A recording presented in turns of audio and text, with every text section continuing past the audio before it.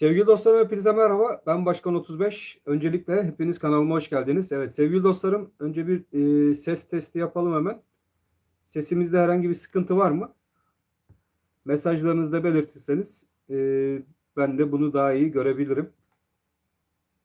Evet bu yayınımızda sizlerle birlikte evet Mustafa hoş geldin. Hemen ilk mesaj atanların isimlerini okuyalım. Mustafa hoş geldin. Serkan hoş geldin. Sert hareketleri seviyorum demiş Serkan. Hazalcan gayet iyi başkan ses demiş. Ergün Tutak geliyor başkan demiş ses. Evet. Ahmet Balcı hoş geldin. Evet biraz beğeni tuşuna da dokunursak arkadaşlar bizi daha fazla kişiye ulaştırıyor bu beğeni tuşuna dokunmak. O yüzden bir beğeni tuşuna da basarsak sizlerle birlikte şu an 120 kişiyiz. 28 beğenimiz var. Evet bu yayınımızda sizlerle birlikte sevgili dostlarım yarın ABD enflasyon verileri açıklanacak 12 Ocak 2022 tarihi itibariyle saat 16.30'da bu veri yayınlanacak. Bu veriyle birlikte sizler arkadaşlar dolar TL kurunda ve altın tarafında işlem yapan arkadaşlarım hangi seviyeleri takip etmeli? Sizlerle birlikte bunu grafik üzerinde değerlendirmeye çalışacağız.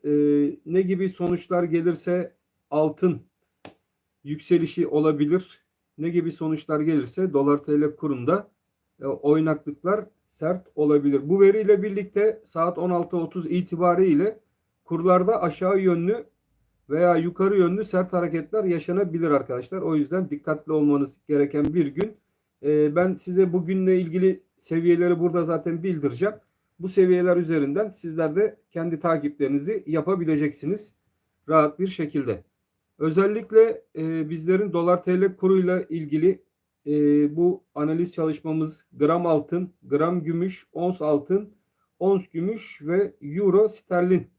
Bu arada Bitcoin'e de bakalım. Bitcoin ile ilgili dünkü canlı yayınımızda da önemli açıklamalarda bulunmuştuk. Bu açıklamaların Bitcoin tarafında da neler getireceği ile ilgili gene yorumlarımızı sizlerle birlikte paylaşalım. Gram gümüş, gram altın tarafında neler olabilir? Ons altın, dünya genelinde biliyorsunuz piyasalarda ons altın ve ons gümüş kullanılıyor. Gram altın tarafı sadece bizlerin yani Türkiye tarafında kullandığımız bir birim. Bunu da ons altın bölü çarpı dolar kuruyla birlikte uyguladığınız zaman Türkiye'de uygulanan gram altın fiyatına ulaşabiliyorsunuz.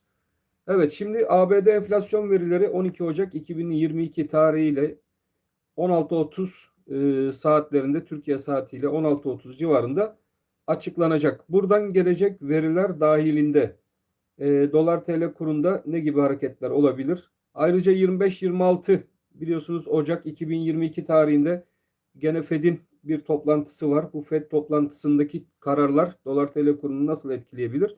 Şimdi sizlerle birlikte bunu burada analiz edelim. Evet sevgili dostlarım dolar TL kurunda bizlerin takip ettiği en önemli kritik seviyemiz 13.34 bölgesinden geçen seviyemizdi. Şimdi hala sizler için bu 13.34 seviyesi bir stop yani garanti bir bölge olarak takip etmeniz gereken bölge. Bu geçen hafta biliyorsunuz bizler için 13.29 seviyesindeydi. Bizler artık dolar TL kurunda 13.34 seviyesine bu seviyemizi çekmiş olduk. Burası stop bölgesi olarak da kullanabileceğiniz bir alan ve günlük kapanışlarda dolardaki hareketlerin yukarı yönlü mü yoksa aşağı yönlü mü olacağı yönünde sizlere bir ipucu olacak bir alan, bölge. Yani bu 13.34 üzerinde dolar TL kurunda kapanışlar olduğu sürece buradaki günlük hareket görüyorsunuz. Yatayda seyreden bir hareket. Bu hareket üzerindeki bant aralığında dolar TL kurunda hareketler görme olasılığımız oldukça yüksek olacaktır arkadaşlar. Teknik olarak bizlerin şu an için takip etmesi gereken önemli seviyemiz dolar TL kuru için ve dolar fiyatlarındaki yukarı yönlü hareketin tekrardan izlenebilmesi için burada gördüğünüz 14.07 bölgesi bizler için önemli bir alan. Şimdi 14.07 bölgesini biz neden önemli bir alan olarak izliyoruz arkadaşlar? Bu 14.07 bölgesinde Merkez Bankası da telakkuzda, buraya hemen Merkez Bankası'nı çizelim. 14.07'de Merkez Bankası'nın telakkuzda olduğu bir alan. Ayrıca bu alan üzerinde tekrardan bir 18 TL civarına doğru giden sert bir hareket mumları yaşadık. Yani bu 14.07'nin üstündeki alan boşaltılmış bir alan. Ve bu boşaltılmış alanı Merkez Bankası da büyük bir ihtimalle takip ettiğinden dolayı bu 14.07 üzerinde hareketler yukarı yönlü daha da sertleşebilir. O yüzden Merkez Bankası da bu 14.07 bölgesinde zaten sizler de takip ediyorsunuz, ufak ufak piyasaya müdahaleler şeklinde burada bir band kurmuş durumda. Grafiğin genel görüntüsüne baktığımız zaman bizlere bir ufak şurada bir çanak oluşumu şeklinde bir hareket de bu grafikte izlemeye devam ediyoruz. O yüzden 14.07 üzerindeki patlamada dolar TL kurunda yukarı yönlü sert hareketler bir anda yaşanabilir arkadaşlar. Bakın bu yatırım tavsiyesi olmamak koşuluyla teknik bir şekilde dolar TL kurunu anlatacak olursak 14.07'nin önemi bu hafta itibariyle bizler için buradaki bir hareketin, kırılımın yukarı yönlü bir anda dolar TL kurunu ilk etapta 15.26 seviyesinde bulunan kuvvetli direnç bölgesine doğru yukarı yönlü atabilir. Bizler için o yüzden 14.07 bölgesi önemli bir bölge olarak dikkatli bir şekilde takip edeceğimiz, yani yükselişin devamı için takip edeceğimiz önemli bir alan, önemli bir bölgedir. Hükümet tarafından biliyorsunuz her an her gün bir enstrüman çıkıyor. Bu enstrüman doğrultusunda da doları Merkez Bankası durdurmak istiyor. Hazine ve Maliye Bakanı Nebati'nin de son açıklamalarıyla birlikte biliyorsunuz bir 18 TL'den 10 TL'ler civarına doğru dolar TL kurunda paraşütsüz bir hareket zaten gördük. Fakat içi boş bir hareket oldu bu hareket. Bu hareketten küçük yatırımcı da oldukça zarar görmüş durumda. Ansızın yapılan, habersiz yapılan ve gece üstü yapılan bir operasyonda maalesef ki çoğu kişi 18 liralardan, 17 liralardan, 16 liralardan dolar almış oldu ve bu operasyonla birlikte birçok vatandaş da zarar görmüş durumda ve bu zararlarını bugün itibariyle kurtarma yollarına girmek istiyorlar. Tabii bunun için gene kuvvetli bir bölge 14.07 bölgesi. Arkadaşlar önemli bir bölge ve bu 14.07'yi dikkatli bir şekilde doları takip eden arkadaşlarımız izleyecekler. Yarınki ABD enflasyon verileri açıklanacak. Büyük bir ihtimalle uzman ekonomist arkadaşların söylemleri, yani enflasyon konusunda uzman olan arkadaşların açıklamalarına da gene baktığımız zaman bizler ABD'deki enflasyonun 7 puanlar seviyesine doğru bir yüksek enflasyon şeklinde görüleceği yönünde düşüncelerimiz var arkadaşlar. Şimdi normalde yüksek enflasyon görülen bir ülkede para değerinin düşmesi gerekli. Fakat bizdeki işsel sebeplere baktığımız zaman dolar TL kurunda maalesef ki bizler aşağı doğru çekilmeler göremiyoruz. Bunlar Merkez Bankası'nın bir nevi de olsa rezervlerinin azlığından kaynaklı olarak spekülatif hareketlerin de oldukça fazla olduğu bir piyasa haline gelmiş durumdayız. Oynaklık en fazla piyasalara zarar veren hareket. Çünkü piyasadaki birçok gıda ürünü olsun, sanayi ürünü olsun, yıllık anlaşmalar ve sözleşmeler dolar TL kurunda yapılmaya başladı. Yani dolar bazlı olarak bir yıllık sözleşmeler bu dolar kuru çerçevesi içerisinde yapılacak. Piyasalar o yüzden bir denge içerisine oturması şart arkadaşlar. Çünkü bu fiyatlar üzerinden sözleşmeler şirketler yapıyor. Fakat ileriki dönemlerde dolar kurunun da yukarı yönde hareket etmesiyle birlikte yapılan sözleşmeler yıllık olduğu için kurdaki bu oynaklık şirketlere maalesef ki büyük zararlar veriyor. İç piyasada da bu tür oynaklıklar dolara bağlı olarak girdi maliyetlerini de yükselttiği için enflasyonist baskıyı maalesef ki ülkemizde de yüksek tutmakta. O yüzden Merkez Bankası da şu an bugün itibariyle bu 14 lira üzerlerine dolar TL kurunun atmasını istemiyor. Burada bir stabil hareket 14-12.50 arasında bir stabil hareket çerçevesi içerisinde dolar TL kurunu tutmaya çalışıyor.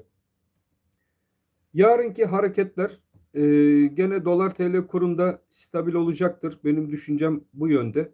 Merkez Bankası 14 seviyesine odaklanacaktır. Ve ABD verileriyle birlikte altın tarafında, ons tarafında e, geçmişteki verilere baktığımız zaman yüksek enflasyon açıklanmasıyla birlikte bu ons tarafında özellikle yukarı yönlü hareketler izledik. Ons bazlı hareketlerin yarın itibariyle yukarı yönlü olma ihtimali oldukça fazla arkadaşlar. Fakat dolar TL kurunda da gene hareketlerin belli bir bant aralığı içerisinde ben sıkışma göstereceği inancındayım. Çünkü e, dolar tarafında bizim gibi gelişmekte olan ülkeler bazında dolara baktığımız zaman bu ABD'deki yüksek enflasyonun ABD'nin faiz arttırma sürecini bir an önce hızlandıracağı yönünde algılandığı için arkadaşlar bizdeki dolar TL kurunda da geri çekilmeler maalesef ki çok sınırlı oluyor ve geri çekilmeler bir alım yeri olarak hala da görülmeye devam ediyor. 2022 zor bir yıl olacak. Gelişmekte olan ülkeler için özellikle zor bir yıl olacak ve dolar TL kurunda da ben orta vade olarak yönün hala maalesef ki yukarı olduğu düşüncesindeyim. İngiltere Merkez Bankası, Avrupa Merkez Bankası, Rusya Merkez Bankası zaten biliyorsunuz faiz arttırımlarına başladı. İleriki günlerde İngiltere ve Avrupa Merkez Bankalarının bu faiz arttırma furyasına katılmasıyla birlikte de Euro ve sterlin tarafında da yukarı yönlü hareketler hız kazanacaktır diye maalesef ki düşünmekteyim. Evet, dolar TL kurunda izleyeceğimiz seviyeler bu seviyeler. Bu seviyeler üzerinde bizler de hareketleri takipte kalacağız. Şimdi biraz gram altın, ons altın incelemesine geçelim. Ondan sonra tekrardan bir daha dolara geçeriz. Gram altın cephesine baktığımız zaman gram altında bizlerin takip ettiği önemli seviyeler vardı. Bu seviyeleri sizlerle birlikte zaten takipteyiz. Gram altını takip eden arkadaşlarımız için en önemli seviye, yani bu gram altında tekrardan düşüşün başlayabilmesi için gram altında bir 776 seviyesi altında kapanış görmemiz şart arkadaşlar. Ama bugün itibariyle gene gram altın tarafına baktığımız zaman 776 seviyesi altında kapanışlar maalesef ki görülmüyor. Bizler kendimizi koruma altına alabilmek için 723 geçen 723 seviyesinde tuttuğumuz stop bölgemizi artık 776 TL civarına doğru çekmiş durumdayız. Gram altıncılar 776 ne demek yani? 776 üzerinde kapanışlar devam ettikçe gram altında da bant aralığı ilk etapta 818 direncine doğru gram altını yukarı yönlü götürecektir. Gram altıncılar ilk etapta 818 direncini takipte kalacak. Gram altında da yön yukarı gözükmekte arkadaşlar. ABD'de açıklanacak enflasyon verileriyle birlikte bu gram altın seviyesi 818 direncini, bakın burası önemli, gram altın takip edenler, ons bazlı olarak yükselişler görülebilir yarın itibariyle. Bu da sert hareketlerin gram bazlı ürünlerde daha yukarı yönde hareketleri göstertebilir. Sizlerin takip edeceği yarın itibariyle 818 direnci önemli. Bu 818 direncini gram altın yukarı yönlü kırar ise ons bazlı ve dolar bazlı olarak çarpı 2 hareketlere başlar ise bizler kısa zamanda buradaki 885 direncine doğru gram altında hareketler izleyebiliriz. O yüzden gram altıncılarda verdiğim seviyeleri dikkatli bir şekilde takipte kalsınlar sevgili dostlarım. Ons altına hemen bakalım. Ons altında önemli seviyeler. Evet, ons altın tarafına baktığımızda cumartesi veya pazar günü yaptığımız son videomuzda ons altında 1816 dolar seviyesini zaten sizlere vermiştim. Bugün itibariyle de gene ons, gördüğünüz gibi ons altın 1816 dolar seviyesine ulaşmış durumda. Ons altın takip eden arkadaşlar için 1778. Bakın bizler 1754 stop bölgemizdi. Daha önceden takip ettiğimiz yükselişte. Şimdi bizler bu stop bölgemizi 1778 bölgesine çekeceğiz. Yani günlük kapanışlarda ons altın 1778 bölgesi üzerinde kaldıkça ne demiştik? Cumartesi günkü videomuzda bizler 1816 dolar seviyesini ons altında takipte kalacağız. Ve bugün itibariyle baktığımızda 1816 dolar noktasal olarak ons altın bölgesinde çalıştı ve şu an itibariyle 1816 dolarları takipteyiz.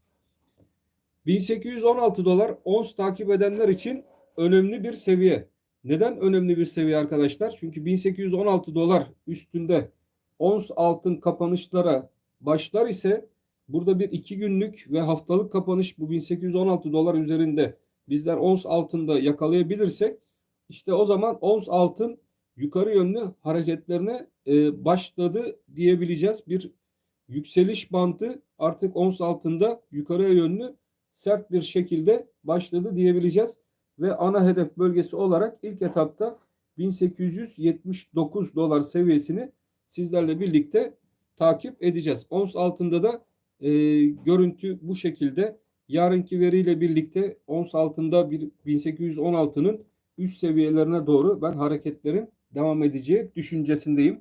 Ons altın takip edenler ve yatırımı olanlar mutlaka o seviyeleri takipte kalsınlar. Ons gümüş tarafına teknik olarak baktığımız zaman ons gümüşte bizler için kısada 21.43 seviyesi önemliydi arkadaşlar. 21.43 altında bizler kapanış henüz daha yaşamadık. O yüzden 21.43 altında ons gümüş tarafında kapanış yaşamadığımız sürece bizlerin de korkmasına gerek yok. Özellikle ons gümüş takip eden arkadaşlar için. 22.80, evet, şuradaki 22.80 bölgesi sizler için önemli bir bölge. Çünkü bu 22.80 üzerinde ons gümüşün kapanışlar gösterebilmesi ve kalıcı olması durumunda benim de takip ettiğim ilk etaptaki ana hedef noktası 24.70 dolar seviyesine doğru bu ons gümüşte yukarı yönlü hareketleri devam ettirecek, tetikleyecek hareketleri başlatabilir. Ons gümüşçüler de mutlaka 22.80 kapanışlarını takipte kalsınlar. Önemli stop bölgesi 21.43'tür. Bu 21.43 altına gelinmedikçe ons gümüşte de panik yapmaya gerek yok. 24.70'e doğru yukarı yönlü hareketler ons gümüşte hala izlemeye devam edeceğiz. Gram gümüşü hemen burada ons gümüş üzerinde anlatalım. Gram gümüş takip eden arkadaşlar için 10-18 önemli bir bölge demiştik zaten. 10-18 direnç bölgesi. Buradan geçen bir 10-18 direnç bölgesi var. Aşağıdaki bu kanal aralığımız da bizler için 9.67 kanal aralığı dedik. Ayrıca 9.67 gram gümüş takip edenler için bir stop bölgesi. Stop bölgesi demek bu 9.67 bölgesi altında kapanışlar görmeye başlar isek işte orada panik yapıp bir miktar pozisyon azaltmasına girip alttan alımlar için yakalayabilmek için önemli bir seviye. O yüzden 9.67 altında bir kapanış demek bizler için stop olup alttan tekrardan alım yakalayabilme fırsatı demektir. Bu da gram gümüşte bugün itibariyle baktığımızda 9.67 seviyesinden geçiyor. Fakat 9.67 üzerinde kalındıkça da bu bir yükseliş kanalıdır arkadaşlar. O yüzden 9.67 üzerinde kalındıkça ilk etapta karşılaşacağımız önemli direnç bölgesi gram gümüşte 10-18 bölgesi olacak. 10-18 bölgesindeki direncin önemi ise bu direncin kırılması durumunda yükselişin hızlanması hareketini başlatır ve burada da bir 10-18 üzerinde gram gümüşte tekrardan bir 2 günlük kapanış yakalayabilir isek o zaman ana hedef bölgemiz gram gümüş bölgesinde tekrardan 11 TL civarına doğru gram gümüşü yukarıya taşıyacaktır. Sizler de bu verdiğim seviyeleri gram gümüş tarafında özellikle sıkı bir şekilde takipte kalırsanız sizler için iyi olacaktır arkadaşlar. Evet, Bitcoin'e bakalım. Bitcoin takip eden arkadaşlarımız da var. Bitcoin'de önemli seviye. Bizler ne demiştik? Bitcoin'de 40.000 dolar altında kapanış olmadıkça ilk etapta Bitcoin'de panik yapmayın. Çünkü burada bir önemli direnç bölgesi var. Bitcoin'ciler bu direnç bölgesini takip etsin dedik. Buradaki hareket 40.000 dolardan yukarı yönlü bir tepki hareketi 43.000 dolar seviyesine doğru hatta 44.000 dolar seviyesine doğru tekrardan hareketi başlatabilir. O yüzden sizler de 40.000 44.000 bant aralığını ilk etapta takipte kalacaksınız. Bitcoin takip eden arkadaşlar. Bitcoin'de şöyle bir durum var arkadaşlar. Özellikle 44.000 önemli bir seviye. Bu 44.000 üzerinde kapanışlar yapamaz ise Bitcoin tekrardan düşüşe devam edebilir. Çünkü 44.000 seviyesi şu an itibariyle Bitcoin'de bir kuvvetli direnç alanı olarak gözükmekte. Bu kuvvetli direnç bölgesini Bitcoin geçemez ise tekrardan bu hareketini 40.000 dolar seviyesine doğru geri çekebilir. Şu an takip edeceğiniz bölge 40.000 44.000 band aralığı olarak gözükmekte. İlerleyen dönemlerde buradaki hareket daha sert bir harekete dönüşebilir mi? Evet, 40.000 kırılırsa bu Bitcoin'den uzak durmakta fayda var. O yüzden diyoruz ki 40.000 dolar seviyesi Bitcoin'de çok önemli. Sizler 40.000 doları mutlaka takipte kalın. Fakat bu 40.000 altında kapanış olmadıkça da panik yapıp pozisyonlarınızı bozmayın derim ben. Çünkü yukarıda bir 44.000 var. Yarınki veriyle birlikte ABD enflasyon verisiyle birlikte burada da bir sert altın bazlı hareket görülebilir. Bitcoin'de de bir 44.000 seviyesine doğru yukarı yönlü hareketler izleyebilirsiniz arkadaşlar. Evet, hemen Euro tarafına dönelim. Euro Türk Lirası takip eden arkadaşlarımız için seviyeleri verelim. Evet. Euro tarafında gene grafiklere baktığımız zaman TL bacaklı aynı dolardaki gibi Euro'da da hareketler devam ediyor. Euro'daki en önemli bizler için 15.08 desteği dedik. Ve bu 15.08 desteğini sizlerle birlikte zaten takipteyiz. Ayrıca burası Euro'daki arkadaşlar için bir stop bölgesi takip edilecek bu hafta itibariyle. Buradaki de gene en önemli yukarıdan geçen direnç bölgesi Euro'da 15.90 direnç bölgesi arkadaşlar. Bakın şu 15.90 direnç bölgesi.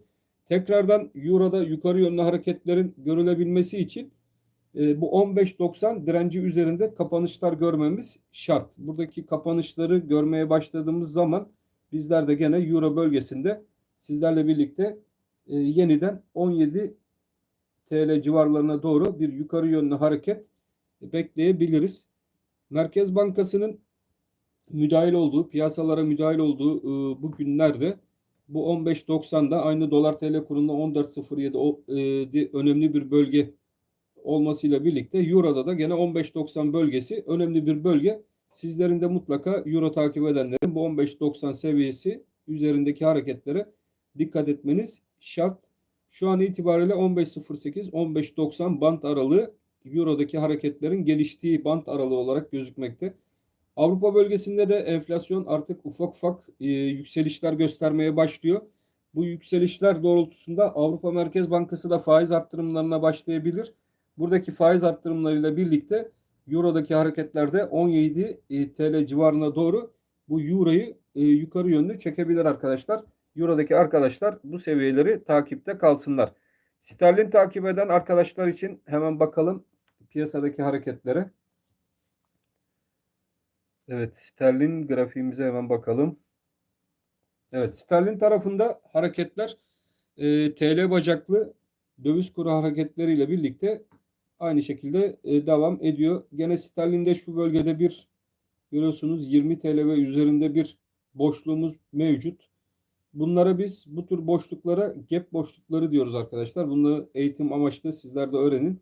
Şu türden boşluk alanların olduğu yani açılışların bir anda aşağı yönlü hareket göstermesi. Buralarda bir mum boşlukları oluşuyor. Bu mum boşluklarının geçtiği bölgelere de gap boşluğu diyoruz. Sterlinde bu gap boşluğu var.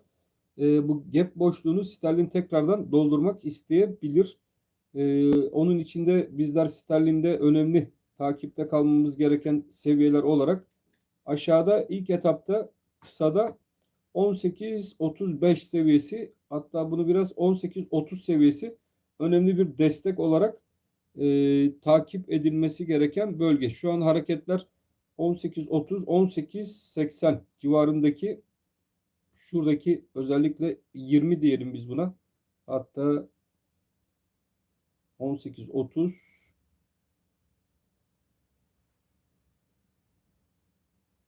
18.90. Evet, 18.30, 18.90. Şurada bir kere 18.30 önemli bir bölge arkadaşlar ve burası stop olarak da kullanılabilecek bir alan. Bunun üzerinde 19 TL direnci mevcut. Buradaki 19 TL direncini sterlinin yukarıya kırmasıyla birlikte eğer kırmayı başarabilir ise arkadaşlar, sterlinde de yön tekrardan şuradaki gap boşluğunu kapatma seviyesi olan 22 TL civarına doğru sterlini tekrardan yukarı götürebilir.